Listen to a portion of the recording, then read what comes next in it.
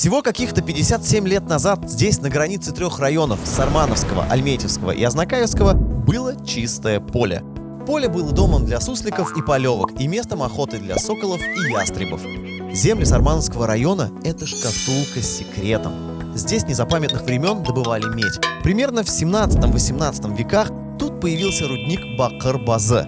Откуда взялся, не совсем понятно. То ли его создали ссыльные шведы, то ли старообрядцы в культовых целях, а что-то указывает на то, что это могло быть делом рук чудских народов. Но точно никто уже и не скажет. Но эти земли хранили не только медные тайны.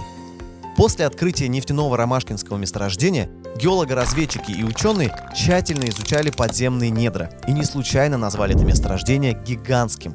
Нефтеносные слои тянутся на много километров, и северная часть этого месторождения – это как раз те самые земли на границе трех районов.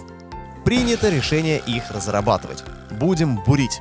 И в 1961 году научная комиссия ставит точку на карте. Тут быть поселку нефтяников.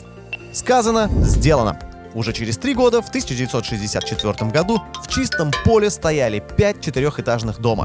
На первых этажах разместились школа, поликлиника, библиотека и почта. Поселок получил имя поэта-фронтовика Мусы Джалиля. Не каждый город знает имя своего первого жителя, а поселок Джалиль знает. Им стал шофер Марсель Мухуддинов. Чуть позже ему составил компанию начальник НПУ «Алькеевнефть» Галимзян Ахмадиев с семьей, а потом и другие специалисты.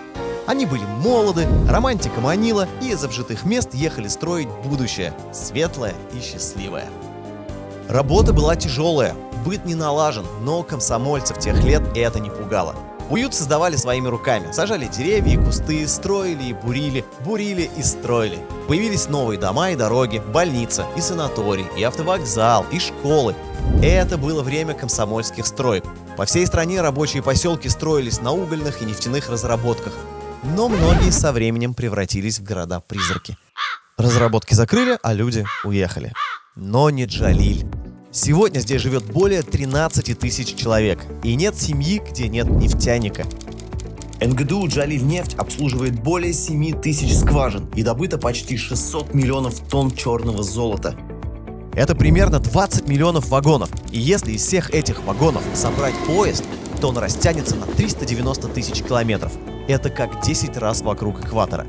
Джалиль – это не просто город, это детище Татнефти, построенный своими руками.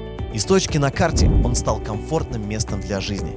Красивые аллеи и скверы, фонтаны, уютные дворы, обильная зелень. Для жителей санаторий, детский лагерь, лыжно-спортивный комплекс с бассейном и тренажерным залом, ледовый дворец. И уже трудно поверить, что какие-то 57 лет назад это была просто точка на карте.